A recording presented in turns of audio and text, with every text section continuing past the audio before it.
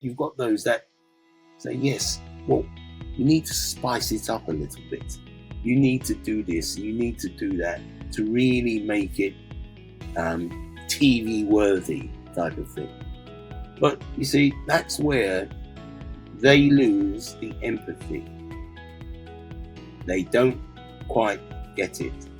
It's not about glorifying the story so that everybody can say, oh yes, what a great story. And I'm not saying it shouldn't be categorized as a great story. I'm just saying a human face needs to be applicable to this.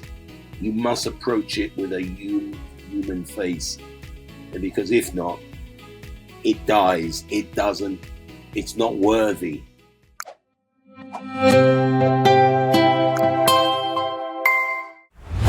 Great. Thank you for joining us on Merakoi Voices, Alfred. It's wonderful to have you here. And I thought we can just jump right in. I'm going to start with a quote from you. You said that you describe yourself as a walking miracle. So what's the moment that you realized that your story needed to be shared and not just lived? Hi, Kevin. Thanks for having me. Really good to see you. My story. Oh, what do I say about that? When did I really realize? I'll tell you when I realized. When my consultant told me, you are a super responder. And it is at that point I realized how far I'd come in my journey and how well I'd done in my journey. And we're talking now about 7, maybe 8 years ago that this was said to me. Unbeknown to me that 13 years later, I would still be here and responding almost as superly as possible. So yeah, that's how I see where I'm at the moment and how I've responded and how I continue to give hope to men out there. And when you said super responder, this was in the context of a clinical trial. Is that right? You were, maybe you can tell us a little bit about your journey to that and what led to becoming a super responder and what that means. Okay, fine. Well, basically, in 2011, I started to experience some back pains whilst jogging. I put those back pains down to maybe a slight strain and maybe overtraining. So I stopped jogging for a little while, a few days. A week later, early hours of the morning, the most excruciating pain overtook my body from my mid-back down to the center of my back, across my waistline, and then radiating down the left side of my body. The pain was such that I really was absolutely crippled. How I managed to do the things I did to get myself up and out of the house to my brother, who was waiting in the car. I'd rung him and said to him, could he pick me up and take me to the hospital? I don't know how I did it, but the pain was crippling. It really was. Anyway, cut a long story short, I got to the hospital. For the next 4 hours, they gave me every sort of pain relief: codeine, morphine, ibuprofen, you name it, they gave it to me, and nothing worked. It really didn't. And in those 4 hours, I just sat there in pain. I recall my brother sitting there watching me, and you could just see the look of helplessness. There's nothing he could do. Eventually, the doctor came, examined, and put it down to sciatica. Now, that was the one that baffled me after I got the diagnosis. But nonetheless, they put it down to sciatica, gave me some more medication, and basically shoved me out the hospital door. The pain subsided, and I thought, okay, fine, maybe they're right, it's sciatica. However, my wife, who had worked for the NHS here in England for 36 years, she knew better. She knew something wasn't right. And she insisted that I go to my doctor, get a request for an MRI scan. Reluctantly, I did so, thinking I knew better. Obviously, knowing now she knew better. But nonetheless, I went there. My doctor wasn't available. His partner was reluctant to do anything other than, because I wasn't his patient, other than give me an A4 size sheet paper for back exercises. So my doctor was on holiday day. I came back a few weeks later after consultation with my wife again, and she said, "Yeah, you go back and you insist." Went back, saw my doctor. He reached into his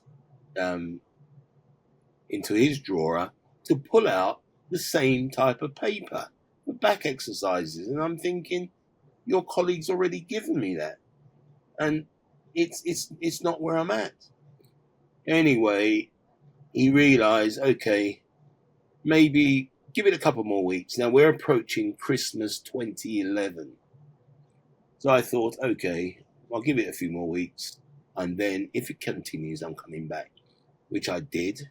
And when I got there, I said, look, it's continuing. We need to do something about it. It wasn't to the extent of the pain I'd received earlier, a few months before, but nonetheless, it was still uncomfortable. I then went to see him, and basically he gave me the MRI request form. I went to the hospital, had the MRI scan, but I should have known something was wrong when the radiologist came up to me at the end of the scan and said to me, "Have you been drinking something dark?" And I said, "No."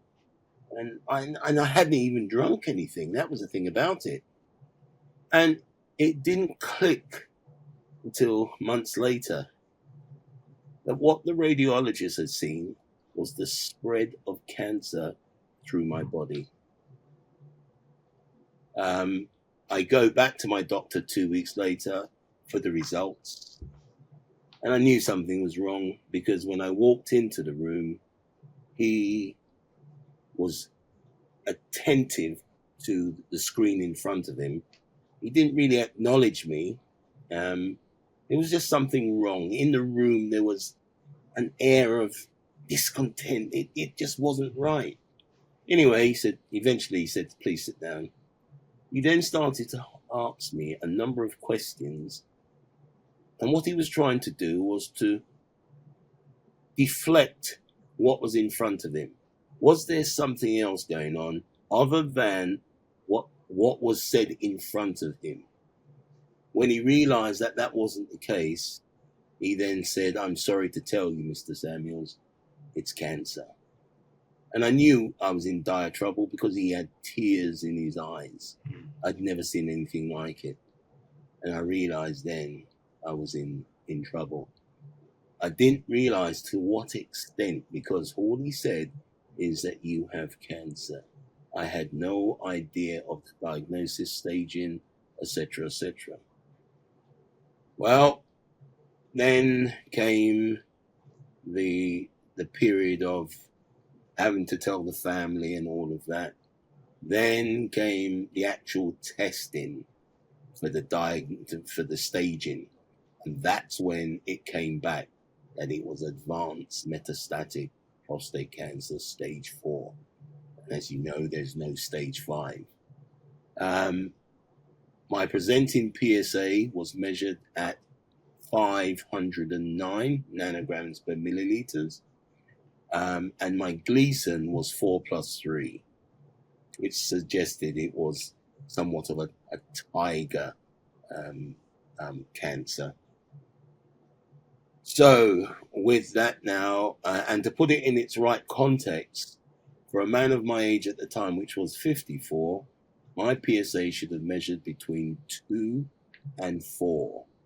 So you can understand 509 said you're in trouble. It then turned out that before I got onto the clinical trial, that my PSA had gone over 800. So, the point is that I needed help, and I needed it quickly. Fortunately for me, I got onto a clinical trial program, which was the Stampede clinical trial, which was the drug abiraterone and the injection Prostate. Those combined over a 7-month period reduced my PSA to less than 0.1, where it remained for over 11 and a half years before we started to see small, very small increments. Presently, it measures 3.27. It's still within the boundaries, so it's been well managed, still remains as well managed. Yeah. That's I've heard your story a few times, and every time I hear it, I learn something new. Thank you for sharing it. It's what I learned this time, and I think this fits right into what we want to talk about. Is you put it into numbers, and the quantification of that puts into real perspective what a super responder is. So it's not just the fact that you overcame this, but it's really the numbers that were changed dramatically through the clinical trial. And this actually, it brings me to another point, and I think a lot of people don't know this about you. You are much more than a survivor and a super responder. You actually are a storyteller and a director and an author. And so this is the second part of the journey. And that's what I think it'd be great to hear your perspective on that. What brought you to that second part of the journey from out of the trial? Well, where we started was the books. I actually had a lot of time to sit down at home. I was by myself a lot and very lonely, very lonely. And I thought to myself, let me just put some notes on paper. And I just started to write how I felt, what I was going through. I then said, okay, well, let's make it a diary. So just make a daily diary of exactly what you're going through every day. So morning, noon, evening. Morning, noon, evening. And it continued for 2 years. So I had a very good grip, a grasp on what was really going on with me. But it's not until after 2 years that I decided, hang on, I think I've got the makings of a book here. So I decided, right, let me run this by the wife first, as you do. And I ran it by her, and she said, well, fine, if you think that you've got that ability to do that, then go ahead. So I started to write around the diary. So pad it out a bit, make a story of it. And what I did is I used my wife as a guinea pig, as a gauging tool as to how the story came out. Because you see, even in the diaries that I kept, there were aspects in the diary which were too personal, were very personal to my wife and I. I didn't see it because what I'd done is I just basically verbalize. I just not verbalize. Sorry, it became something of diarrhea. Everything just came out. Everything that was in my head, I just let out, not realizing there were sensitive, intimate bits in there that I needed to be careful of, because it wasn't just me. I had to think about my wife. So what I used to do at night, I'd kneel by the bedside, and she'd be laying on the bed, and I'd read to her what I'd written for that day to include in the book. And I gauged her response. So sometimes she would go, okay, yeah, I like that. Next time she'd go, oh, no, you can't put that in there. And of course you think, why not? Then you start to think and you start to say to yourself, it's not one person that's going through this journey. There's another person who's going through this. And you start to understand that you've got to take on board other people's feelings. Yes, it is my feelings that are hurt most. It is me that's going through it. But there are others who are supporting you that are going through it too. So I gauged, what she said and took out, you could put that X through that bit, and basically the first book, which is called Invincibility in the Face of Prostate Cancer, Coming Out the Other Side, was born. A bit of a long title, but that's what I felt at the time, and that's what came out. And it was a great experience. It really was. To know that I had the ability to write and put a book out there that meant something to other men who reviewed it, other people who reviewed it, and said, spot on what I'm going through. The difference was I was able to put it out there before others. Maybe they didn't have the courage or whatever, but I put it out there because it needed to be out there so people could understand what we were going through. In those days, clinicians, clinical trials, pharma really weren't as caring as they are now. They're more sensitive now. They're more empathetic now to what goes on, to the plight of prostate cancer patients and their partners. So with that in mind, I put the first book out there. I was proud of myself, I must say, because I didn't realize I had that in me. With that, I then waited 2 years and came out with the second book, which was Motivated to Inspire. That was different because that was my version, that was my uptake on what was going on in the medical world that was applicable to us cancer patients.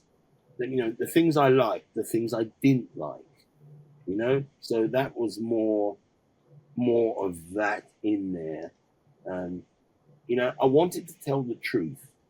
I wanted people to understand that this journey was not as plain sailing as people may think. And there are ups and downs. There are things that are going on that shouldn't be going on. So hence why, the second book came out. And with that, I thought, oh, wow, that's 2 books. What next? And I then thought, why not give yourself a try? Try out a documentary, a film. Do something that is from look, for me, storytelling and filmmaking around cancer can be powerful tools for raising awareness, fostering empathy, and providing support to those affected by the disease, while also offering a platform for diverse voices and experiences. So with that in mind, I just thought, Next step, do something. See if you can do something in from a documentary point of view, and that's when a survivor amongst survivors was born, and it humanized cancer. It put a face to it, okay, in the sense of here was a person ready to talk about their experience in front of an audience, and it was an international audience. And for me, it was men and women could look at this and say, look, yeah, I'm going through this, or I'm going through that. They could link what their experiences are to what was laid out. So I did a part 1 and part 2, and basically in the part 1, the journey, it was more about my journey. In part 2, I brought in the clinicians, I brought in the radiologists, I brought in the clinical nurses, and I also brought in a carer. Okay, my wife doesn't like the word carer; she prefers supportive partner, and I tend to agree with her. But they said they keep using this word carer, but we'll work with that for now. But I brought that person in also to tell of her story. Unfortunately, her story was one of loss, where she lost her husband to it. And it was very emotional. But nonetheless, it gave two aspects of the journey and experience of what we go through.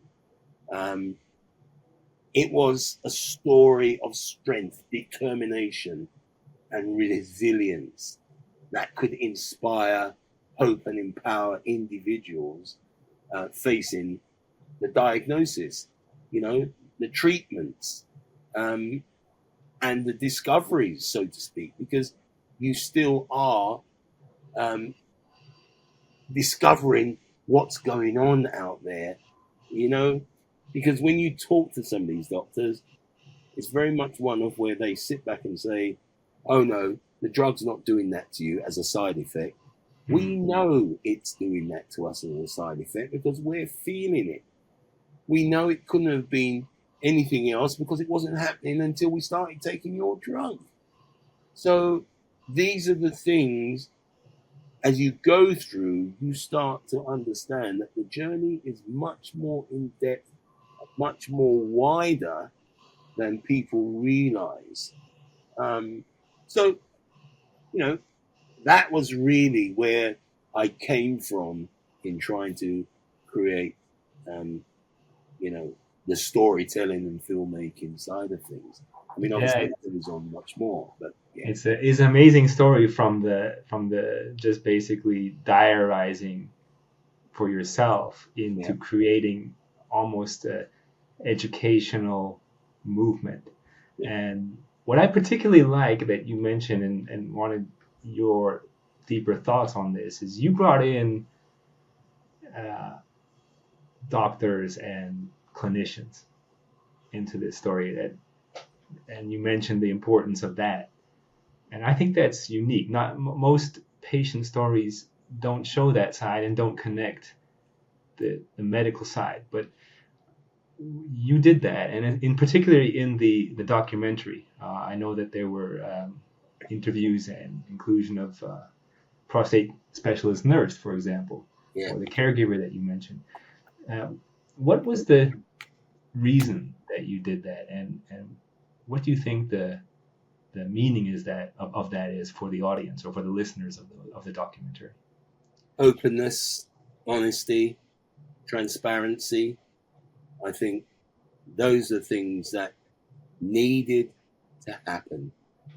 We men are traditionally known for we just don't open up. We remain quiet. We suffer. we're renowned for that. We look at it, for certain ethnicities, it's taboo to talk about it. Taboo. In this day and age, and we're still using the word taboo with regards to a disease of that nature, which is killing many, many millions of men. I just felt that I had to represent diverse voices. I had to show my experience with the disease to the community, especially for me, it was also aimed at different ages, right? Different ethnicities, different socio-economic backgrounds, and also types of cancer, because it wasn't just prostate cancer. It was a wider range, because when you look at some of the stories of other cancer sufferers, you see a similarity of stories. You see a similarity of suffering. You see similarities. And I think that's important to understand, that we're going through similar experiences. Though it's a different disease, and we have to remember there are over 200 different types of cancer. So you can imagine what people are really going through. But also think about the side effects of the drugs. All drugs have side effects. We know that. You only have to look at the paperwork on packet of pills and you get it, and you'll see, it's known side effects if you experience this, etc., etc., etc. But when it comes to cancer, it's a different ball game, because the stakes are bigger, right? What it's got to do is different to a headache. Okay, this is about trying to cure something that could kill you, and basically, we've been going through this now for decades and decades, if not thousands of years, and we're still no closer. No, let me stand corrected. We are getting closer. We are getting closer, but we still have no answer for cancer cure. And because we have over 200 different types of cancer, one treatment isn't going to cut it. Sorry, maybe not, that's not the right way to say it. Sorry. Let me put it another way to you. One discovery is not going to cure all cancers. It's not. So It's going to be with us for a while. But we are getting there. We've only got to see what's going on with certain cancers, and you start to see hope. You really do. Yeah, you have a good message there of hope, but balanced with science and real life experiences. I thought what you said about your story and the prostate cancer story going across other cancers and other diseases was very relevant. That's what we see too, and I often hear from others that yes, as a unique story, everybody has a unique story around their disease or condition, but that same experience is applicable to many diseases, particularly, as you mentioned, in cancers. And storytelling actually can reach far beyond just the prostate cancer patient. It can go to almost any cancer patient, that same journey. Yep. So your message and your documentary, your books probably reach a deeper audience than just prostate cancer patients. So that on the topic of storytelling, I thought it was interesting coming back to the creative process that you mentioned, um, and the role of your partner, Grace, and her sort of co-authoring process with you. Could you touch a bit more on that? And because I think that's fascinating, how things are actually produced, how books are produced. It's not a solo effort usually, and probably the documentary had an entire team behind it. What was that process like? Well, the process is that what you find is that I have one idea. In fact, I have many ideas, and I'm throwing them out there thinking, yeah, that's right, that's right, that's right, that's right. When actually, no, it's not. No, it's not. And that's where a team effort comes into play. That's where, when I throw it across to my wife as the first line, okay, I will get a certain response. And what I'll normally get is more of a emotional response, more of a psychological response, okay? Because I'm her husband. She doesn't want to see anything happen to me. So she's going to give me the truth. She's going to turn around and say to me, you can say this, you can say that, fine. However, there's certain things there that I think you just need to hold off from. When you go into the group that surrounds you, the production team, okay, it's a different ball game because there is a certain glorification of a documentary. It's like a film. X amount of it is glorified. There's some real, unreal things in there. You think that could never happen. The same is applicable to a documentary, in that you've got those that say, yes, well, you need to spice it up a little bit. You need to do this, you need to do that to really make it TV worthy type of thing. But you see, that's where they lose the empathy. They don't quite get it. It's not about glorifying the story so that everybody can say, oh, yes, oh, what a great story. And I'm not saying it shouldn't be categorized as a great story. I'm just saying a human face needs to be applicable to this. You must approach it with a human face, because if not, it dies. It doesn't, it's not worthy. And this was the battle that I would have sometimes with those around me. But admittedly, in the end, if you fight for what you really believe in, it will come your way. I've known others who've not been so successful because, sometimes you really got to fight for what you believe in. And that's what I did. And hence why, we are where we are. And I think the other thing for me was that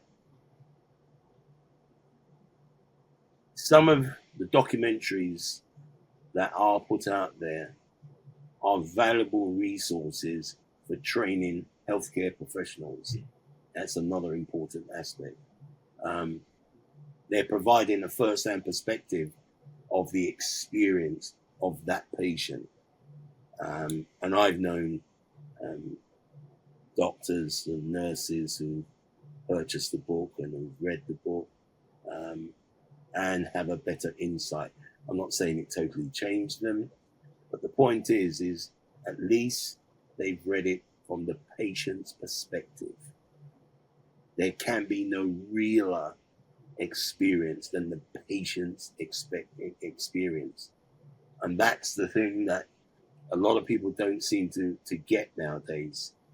The patient of yesteryear is not the patient of today. The patient of yesteryear is not as educated and up on what the cancer is all about than today. Because today you've got doctors knocking at our door. You never used to have that. You had to listen to your doctor, shut up, put up. It's no more like, it's not that anymore. They come to us because they realize we are the ones that are going through the experience. So because we're going through that experience, listen. We are part of the whole process. And if you listen to us, combined with their experience as a doctor, ultimately we may get there.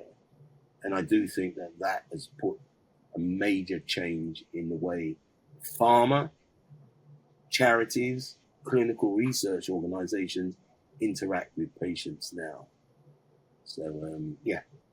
Yeah, that's a good point. I think so. I've known physicians who, well, unfortunately, they were diagnosed sometimes with the very disease that they were treating, and the experience of going through that is, of course, one of just full understanding, and that's the words they use. They thought they knew everything about the disease, and then they realized they knew hardly anything. I think that the better way, of course, is not to have the diagnosis, but to hear and read and consume the stories of real patients, like you described. So I'm not surprised that your audience or some of your readers are physicians. That sounds like there's a deep hunger to understand the patient these days. Which is definitely. Yeah.